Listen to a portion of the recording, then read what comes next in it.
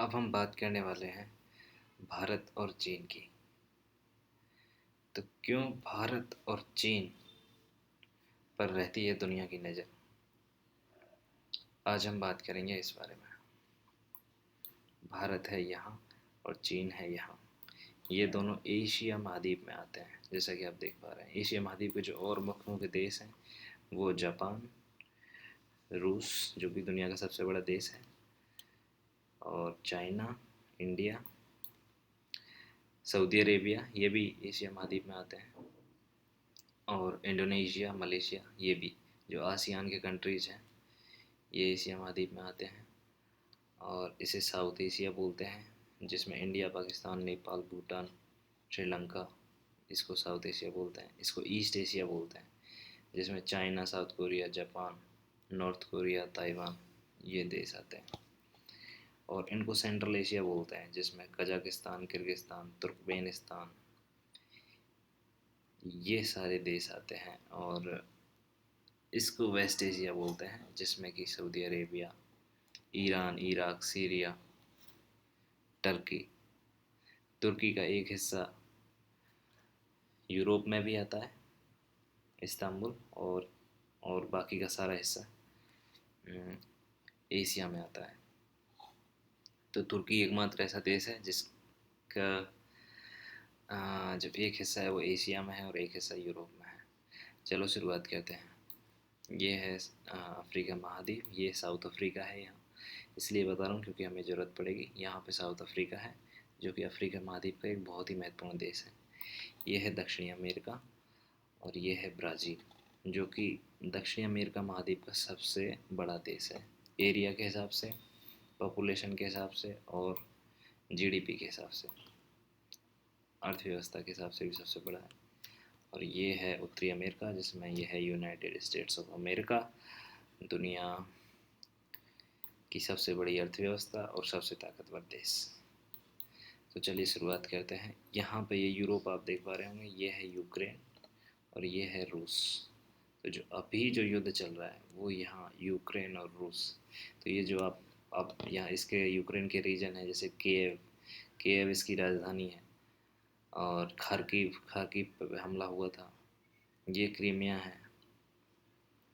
सो ये मारियोपोल है, जो काफ़ी खबरों में रहा था, अभी इस पे कब्जा किया था, पूरे शहर को नष्ट कर दिया रूस की आर्मी ने। क्रीमिया को पहले ही हमने देखा था कि 5-6 साल पहले ही क्रीमिया को रूस ने अपने कब्जे में ले लिया था, पहले ही यूक्रेन का हिस्सा था। ये ब्लैक सी है, काला सागर, और ये रूस ही है यहाँ तक रसिया ये है। रोस्तव ऑन डॉन ये इसका पोर्ट है। और अभी जो रूस और यूक्रेन की लड़ाई चल रही है वो ये सेवेरोडोनेस्क यहाँ चल रही है यहाँ पे, और जिसका रशिया ने क्लेम किया है कि उन्होंने इस सिटी पे कब्जा कर लिया है पूरी तरह। तो जो रूस का जो प्लान है वो एक्चुअल में ये है कि जैसा आप देख पा रहे हैं, ये रूस ही है पूरा, ये पूरा ऊपर तक ये रूस ही है। तो रूस का प्लान ये है कि जो यूक्रेन का जो दक्षिणी हिस्सा है जो रूस से मिल रहा है, तो वो यहाँ से यूं, और ये क्रीमिया उसके अंदर में ही है, तो यहाँ पूरा जो ब्लैक सी से लगता है उस हिस्से पे कब्जा करना चाहता है। इस हिस्से पर, इस पर ये लोहांस्क रीजन है, लोहांस्क और दोनेट्स्क, जो उसके अलग राज्य घोषित कर दिए हैं रूस ने। तो ये चल रहा है। ठीक है, बात करते हैं भारत और चीन की। तो भारत और चीन के बारे में अपन बात कर रहे हैं, उससे पहले ये जान लें कि भारत और चीन आज कहाँ एग्जिस्ट करते हैं।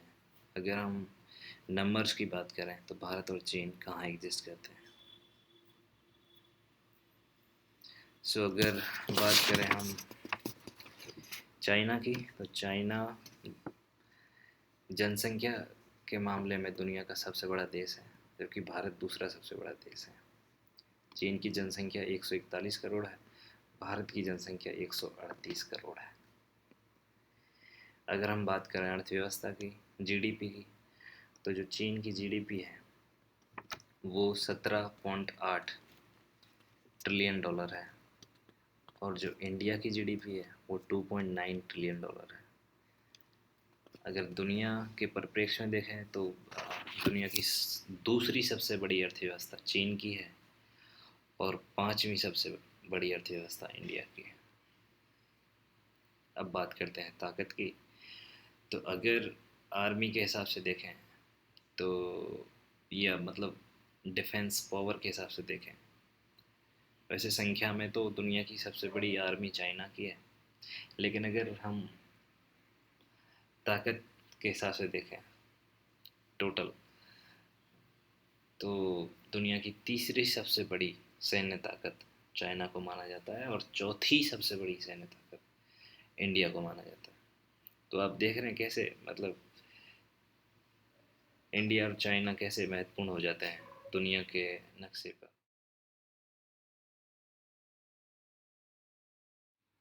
पूरी दुनिया में। और अगर हम बात करें कि चीन का जो प्रति व्यक्ति आय कितनी है, तो चीन की प्रति व्यक्ति जो आय है वो है 10,550 डॉलर, या फिर 8.5 लाख रुपए प्रति व्यक्ति प्रति वर्ष हर साल की। जबकि इंडिया की जो प्रति व्यक्ति आय है वो है 1.5 लाख प्रति व्यक्ति। अगर हम बात करें कि गेहूं उत्पादन में, तो गेहूं उत्पादन में चीन पहले नंबर पर है, भारत दूसरे नंबर पर है। बात करें चावल उत्पादन में, तो चावल उत्पादन में चीन पहले नंबर पर है और भारत तीसरे नंबर पर है। दालों के उत्पादन की बात करें तो भारत पहले नंबर पर है और चीन तीसरे चौथे पर है। सब्जियों की बात करें तो चीन पहले पर है, इंडिया दूसरे पर है। सो आप कहीं ना कहीं देख रहे होंगे कि ये पूरी दुनिया भर के आंकड़े हैं, मतलब दुनिया में पहला दूसरा नंबर तीसरा चौथा नंबर। और अगर हम बात करें एरिया की, तो दुनिया का चौथा सबसे बड़ा देश चीन है और सातवां सबसे बड़ा देश भारत है। तो आप कहीं ना कहीं ये महसूस कर पा रहे होंगे कि चीन और भारत किस तरह से बहुत ज़्यादा महत्वपूर्ण देशों में से हो जाता है पूरी दुनिया भर के। और जैसा कि जानकार बता रहे हैं कि 21वीं सदी एशिया की सदी है,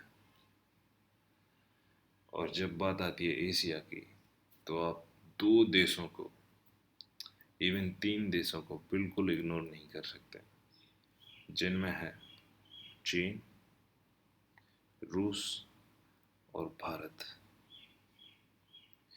क्योंकि दोस्तों अगर हम भारत और चीन की बात करें तो 16वीं शताब्दी से पहले तक, मतलब ईसा की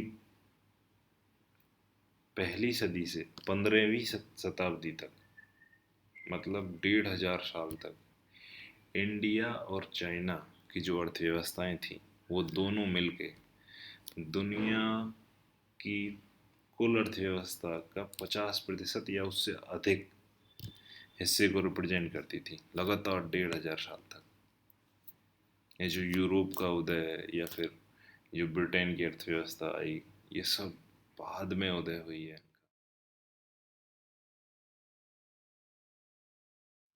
अमेरिका तो बहुत बाद में 19वीं सदी में जाके दुनिया की सबसे टॉप अर्थव्यवस्था बना।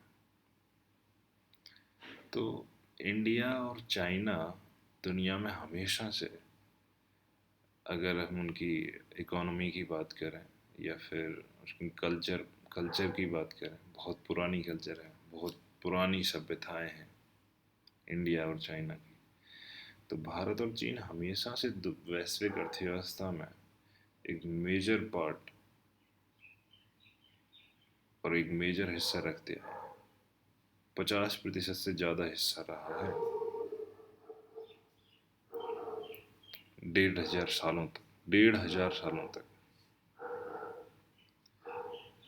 ऐसे नहीं कि ब्रिटेन की अर्थव्यवस्था 100-150 साल तक नंबर 1 बनी, उसका हिस्सा 30 से 35% हुआ वैश्विक अर्थव्यवस्था में, और फिर अगले ही 150 साल में, आज की डेट की बात करें तो वो छठी अर्थव्यवस्था है, जो इंडिया से भी कम है, और उसका प्रतिशत में हिस्से की बात करें तो वो लगभग दुनिया का 3 से 4% हिस्सा है। तो ये तो बात रही कुछ मोटा मोटा क्या आंकड़े हैं इंडिया और चीन के, और क्या ऐतिहासिक पृष्ठभूमि रही है इंडिया और चीन की। अब हम बात करते हैं कि क्यों इंडिया और चीन को, भारत और चीन को एक दूसरे के साथ आना चाहिए। अगर 21वीं सदी को एशिया की सदी बनाना है तो इन दोनों देशों को साथ में आना बहुत ज़रूरी है। हाँ, मुझे पता है दोस्तों कि इंडिया और चीन का एक बहुत पुराना बॉर्डर डिस्प्यूट चल रहा है, सीमा पर विवाद है, और भारत में और चीन में एक दूसरे के प्रति जो अविश्वास है जनता के बीच, वो भी बहुत ज़्यादा है, और उसके कुछ वैलिड कारण भी हैं। लेकिन अगर 21वीं सदी को एशिया की सदी बनाना है तो भारत और चीन को साथ में आना होगा। कौन कौन से वो क्षेत्र हैं जहाँ भारत और चीन साथ मिलकर काम कर सकते हैं? तो अगर म्यूचुअल कॉरपोरेशन की बात करें तो इन क्षेत्रों में अगर सबसे पहले देखें तो सबसे जो पहला क्षेत्र है वो तो है इकोनॉमिक कॉरपोरेशन, कि भाई वो आपस में व्यापार करें। तो 2020 तक चाइना इंडिया का सबसे बड़ा ट्रेड पार्टनर था, और उनका जो आपसी व्यापार था वो $100 बिलियन से भी ज़्यादा का था दोस्तों, $100 बिलियन। ये क्यों ज़रूरी है? क्योंकि इंडिया और चाइना दोनों ही बहुत बड़े मार्केट हैं। यहाँ बहुत बड़ी संख्या में मिडिल क्लास रहता है जो बहुत सारी चीज़ों को कंजम्पशन करता है। तो ये एक दूसरे के लिए पूरक बन सकते हैं। कुछ चीज़ें चीन में जो प्रोड्यूस हों वो हमारे इंडिया में बिक जाए, जो इंडिया में चीज़ें अपन बनाएं वो चाइना में बिक जाए, तो ऐसे एक दूसरे की इकोनॉमी को सहायता दे सकते हैं, हेल्प कर सकते हैं एक दूसरे की। दूसरा, क्यों ज़रूरी है इंडिया का एक साथ आना, इंडिया और चीन का एक साथ आना? क्योंकि अगर इंडिया और चीन आपस में यहाँ लड़ते रहेंगे ना, तो ये इस रीजन की, खासकर ये जो मैंने बताया था, ये इंडो पैसिफिक रीजन की जो पीस है और सिक्योरिटी है उसके लिए बिल्कुल भी सही नहीं है कि यही यहाँ दो सबसे बड़े देश हैं। अन्य जो देश हैं, जो ऑस्ट्रेलिया, जापान भी नज़दीक है, ऑस्ट्रेलिया या फिर यूनाइटेड स्टेट्स ऑफ अमेरिका, ये बहुत दूर है हमारी जियोग्राफी से, हमारी सीमाएं इनसे बहुत दूर है। तो ये बाहर से भले ही हमें सपोर्ट करें या किसी का विरोध करें, पर एक्चुअल में तो ये फिर अगर यहाँ पे कुछ डिस्प्यूट होता है आपस में तो ये लड़ाई खुद को ही लड़नी पड़ेगी। और ये इंडिया और चीन दोनों ही क्योंकि डेवलपिंग नेशन है, अभी पूर्णतः विकसित नहीं है, तो दोनों के लिए बहुत ही खतरनाक होगा, आर्थिक रूप से भी, और अगर हम सामाजिक रूप से भी, क्योंकि अगर अर्थव्यवस्था कमज़ोर होगी तो फिर उसका प्रभाव विकास की योजनाओं पर पड़ेगा, और फिर समाज में उसका प्रभाव दिखेगा। तो पहला जो क्षेत्र हुआ वहाँ काम कर सकते हैं वो तो है इकोनॉमिक कॉरपोरेशन, मतलब, और ट्रेड में वाणिज्यिक सहयोग। दूसरा है कि इस रीजन की जो शांति और सुरक्षा के लिए एक दूसरे के साथ आना ज़रूरी है।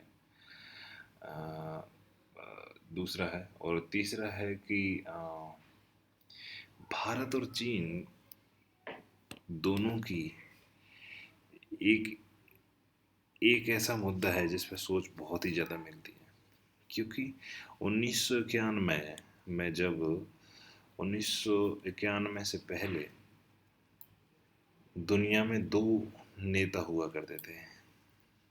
एक तो अमेरिका और दूसरा था सोवियत संघ।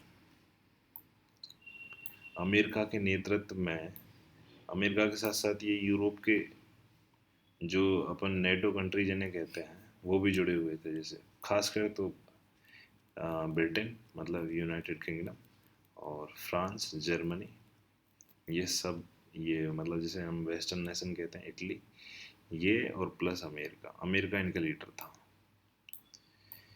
और जो दूसरा लीडर था वो था सोवियत संघ। और सोवियत संघ में मेन कौन सा देश था? यही था रशिया, रूस। और इसके साथ साथ ये जो अभी हम सोवियत संघ का जब विघटन हुआ तो फिर ये Belarus, Ukraine, Kazakhstan, Kyrgyzstan, Turkmenistan, ये सब इसी के हिस्सा ही थे, इवन जॉर्जिया तक। तो ये दो ताकतें थीं जिनका आपस में द्वितीय विश्व युद्ध के बाद और 1991 तक आपस में कभी एक दूसरे के सामने आए नहीं, बाकी कोल्ड वॉर चलता रहा, शीत युद्ध। और इस शीत युद्ध ने बहुत सारे दुनिया में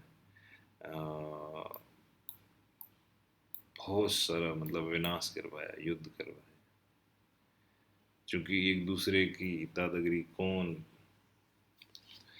खुद को सर्वश्रेष्ठ करना चाहते थे आपस में। तो ये समाजवाद लागू करना चाहते थे, और ये जो फ्री इकोनॉमी मतलब बाजारवाद पे काम करते थे। तो ये डेमोक्रेसी में विश्वास करते थे, ये वन पार्टी सिस्टम में विश्वास करते थे। तो उसी के कारण आपने देखा होगा कि चीन में आज भी वन पार्टी सिस्टम है।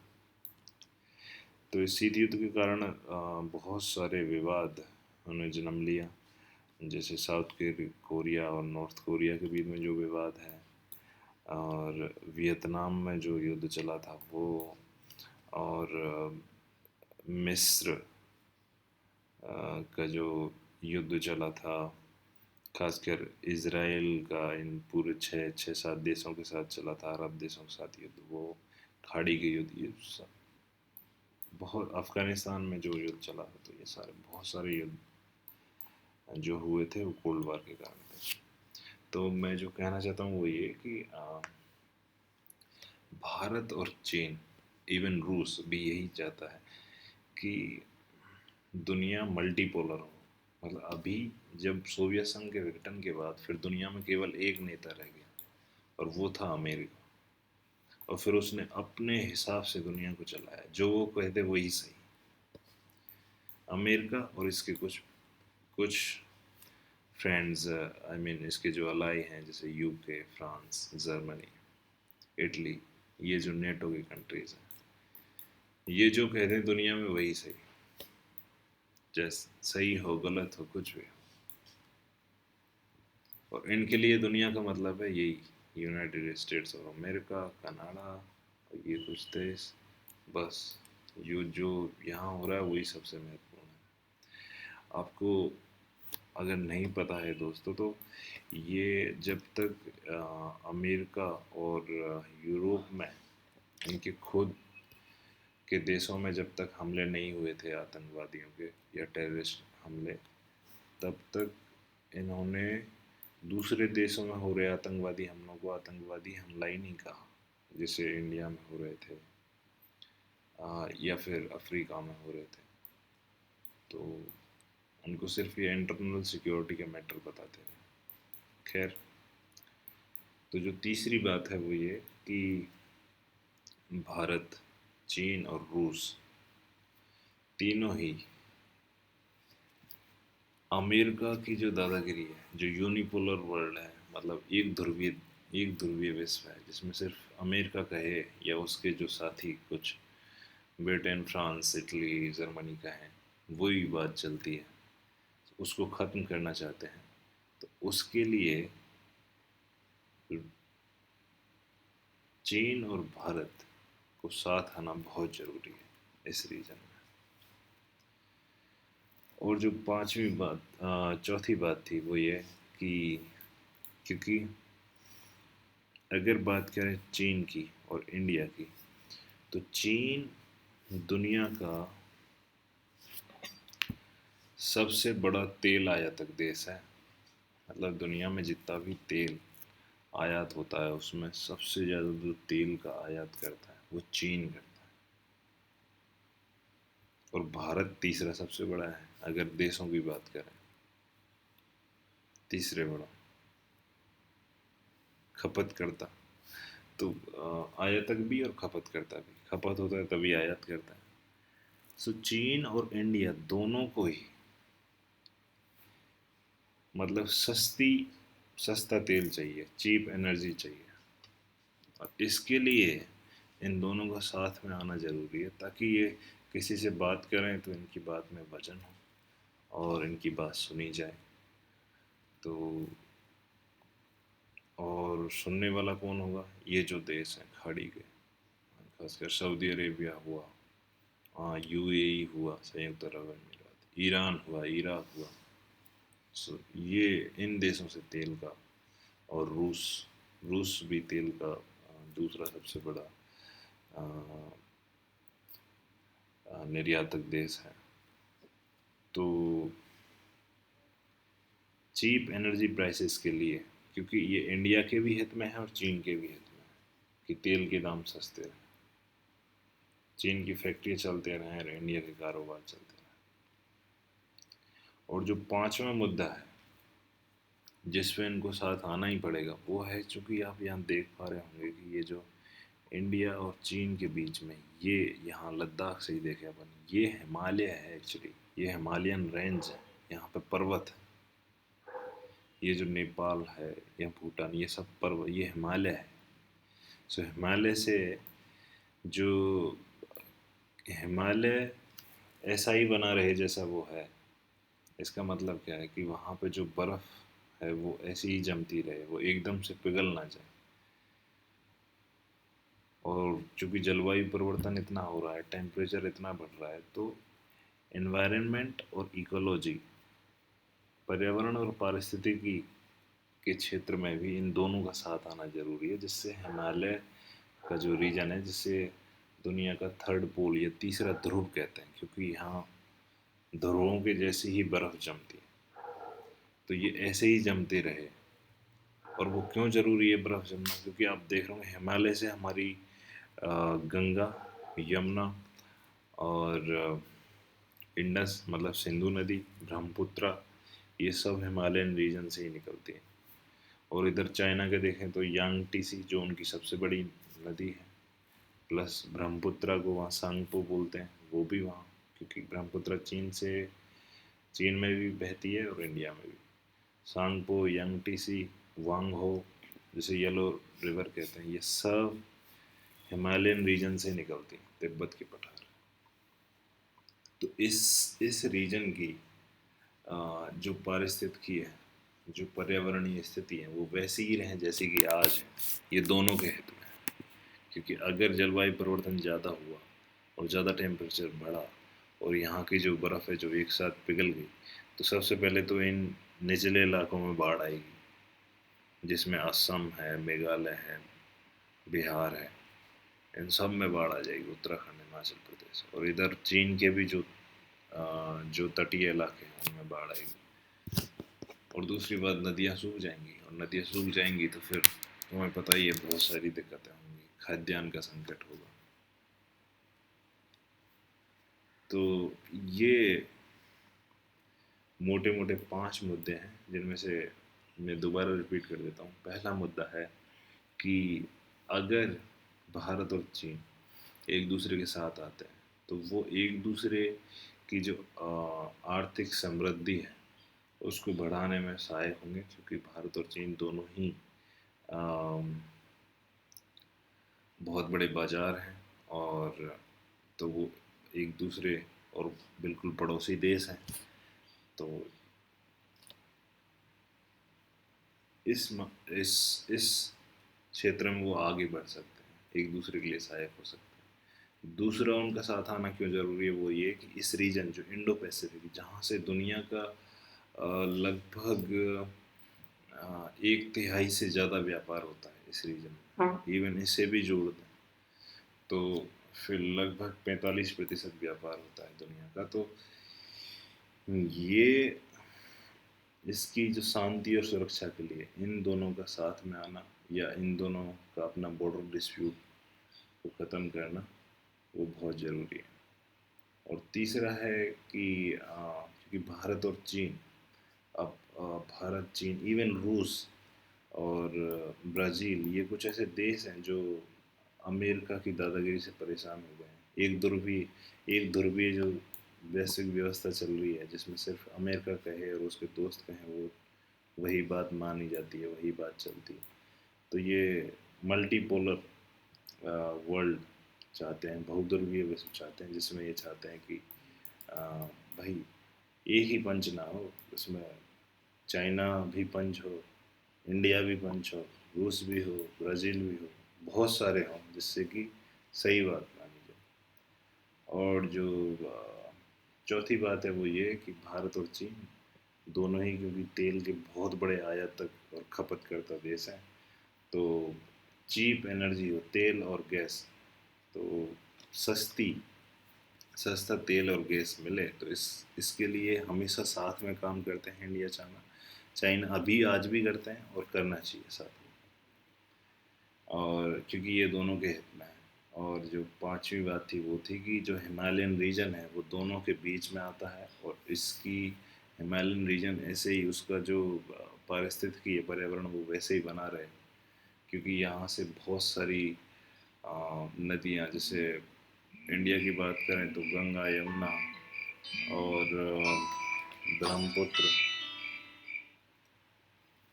और सिंधु नदी यहाँ से निकलती हैं। और चाइना की बात करें तो यांगटीसी, वांगहो और शांगतो नदी यहाँ से निकलती हैं।